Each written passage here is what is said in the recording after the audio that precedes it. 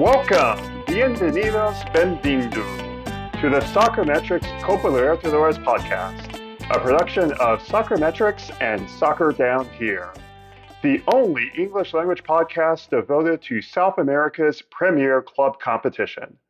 I'm your host, Howard Hamilton, the founder of Soccermetrics. Matchday 1 of the 2024 Libertadores is in the books, and it's been a busy and eventful week. Passion and the fury of the Libertadores on display from Venezuela to Chile. Here is how all 60 matches finished up, and we'll start in Group A. Colo-Colo 1, Cerro Porteño 0. Alianza Lima 1, Fluminense 1. Group B. Cobresal 1, Barcelona 1.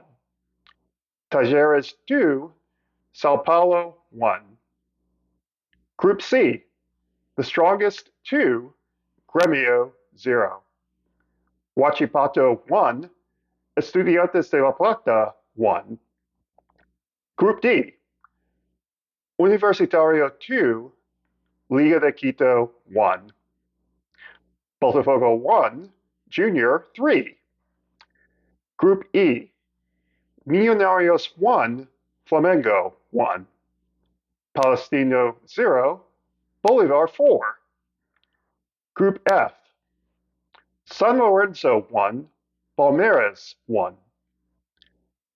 Liverpool of Uruguay 1, Independiente del Valle 1.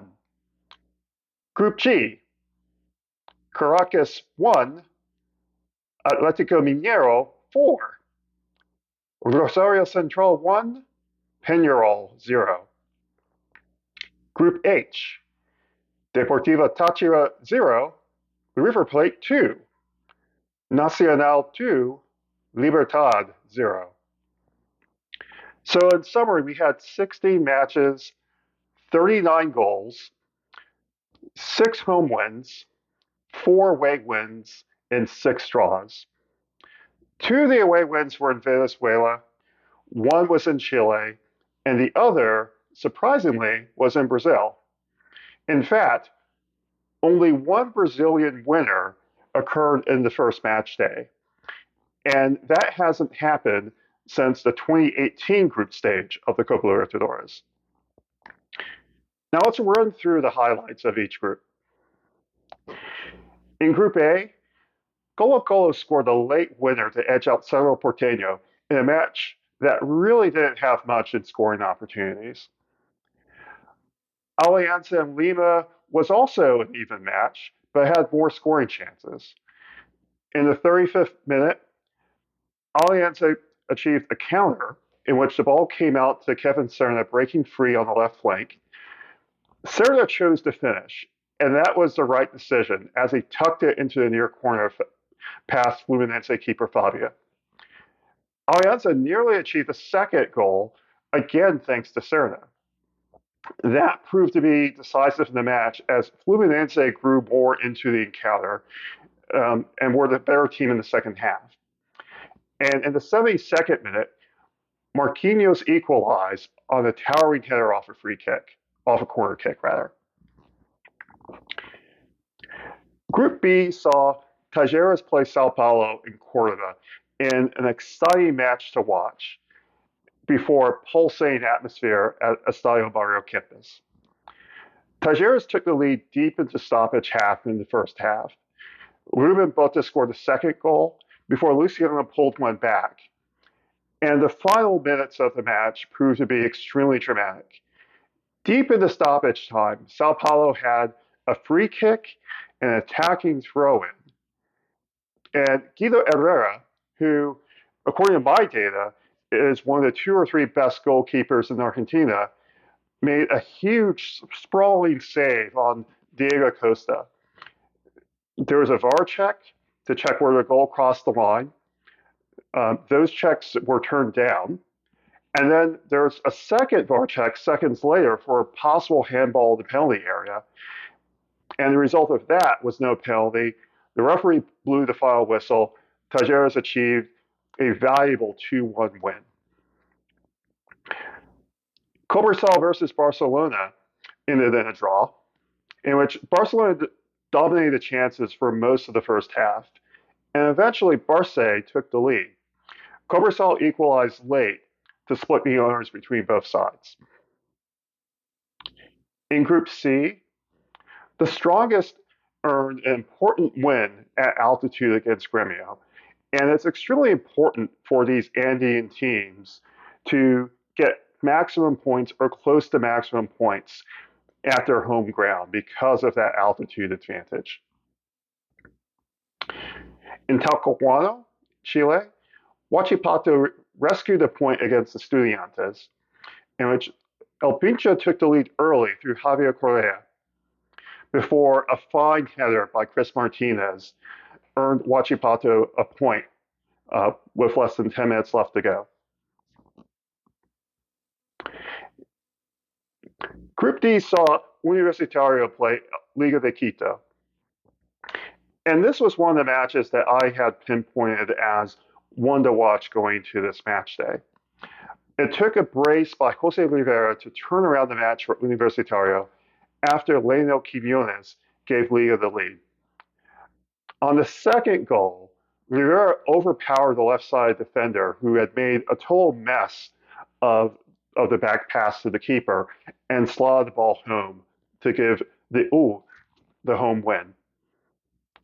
But the surprise of the match week, in my opinion, was Botafogo versus Junior. The Colombians took the early lead through a penalty by Carlos Baca. Gabriel Fuentes scored the second, and Baca scored the third, all in the first 41 minutes of the first half.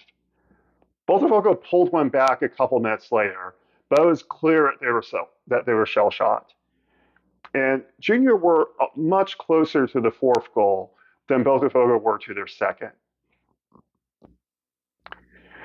Group B saw Millonarios earn the draw at home to Flamengo. It was a deserved draw for both teams, but Flamengo will feel better about it because, one, they earned an away goal, which will be important going to the standings. I'll go more into that in a moment. And with their striker situation still being a work in progress after the suspension of Gabriel Barbosa, I believe Flamengo will be a lot more satisfied, or at least relatively happy with this result in Bogota. Bolivar earned an important away win in Chile against Palestino. And I think this is also a significantly impressive result. Bolivar advanced out of a very tough group last season, and they progressed to the last 8 of the tournament, which has been at least 5 or 6 years since a Bolivian team achieved that. And Bolivar made a very authoritative performance in Chile, a really impressive performance. 2 goals led by their Brazilian striker Chico.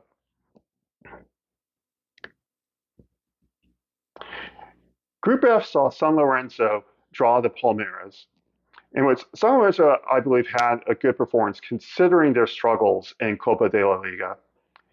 Palmeiras equalized through a peach of a free kick by Joaquin Piqueras.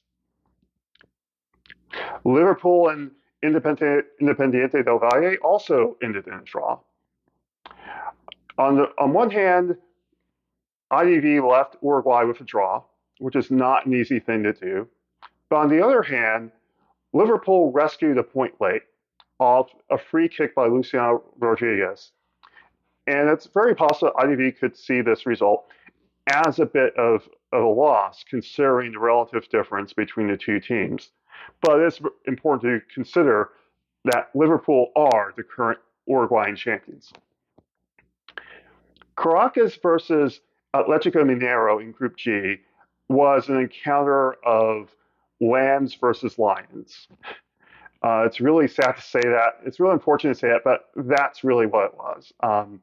Mineiro are a club that are essentially in mid-season form. They're in the final of their state tournament in Brazil. The Brazilian national tournament starts in 2 weeks. And they're a very strong side. They're one of the strongest sides in South America. But how authoritative, how comprehensive was this win? According to Opta, Mineiro attempted 791 passes, of which they completed 728. Those two figures are the highest numbers in the last 10 years in Copa Libertadores play. Paulinho scored a brace for Atletico Mineiro. Rosario Central versus Peñarol was a valuable win for Central.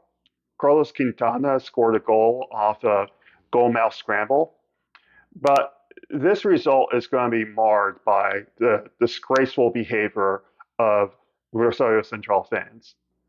90 minutes before the match, Central barriers through middle barriers from the upper deck of their stadium onto the lower deck in which Peñarol fans were congregated. Peñarol fans weren't entirely blameless in this situation because there were reports of firecrackers being thrown into the Central section. But at the conclusion of the match, one of the Peñarol players, Maximiliano Oliveira, was hit by a rock. And there were photographs of blood streaming down his face and media reports that he had suffered a concussion and fainted in the dressing room. So it's almost certain that CONMEBOL will come down on Central with sanctions up to and including enclosure of their stadium and a ban on playing home matches. And to be honest, this needs to happen because these type of incidents can no longer be tolerated anywhere, but especially in South America. Following Group F, Nacional defeated Libertad at home, and River defeated Deportivo Táchira away. It was a comfortable win for Nacional, but one that's less comfortable for River. Miguel Borja missed multiple clear chances in the second half before River eventually took the lead through Sebastián Boselli, scoring with his face, not his head, his face.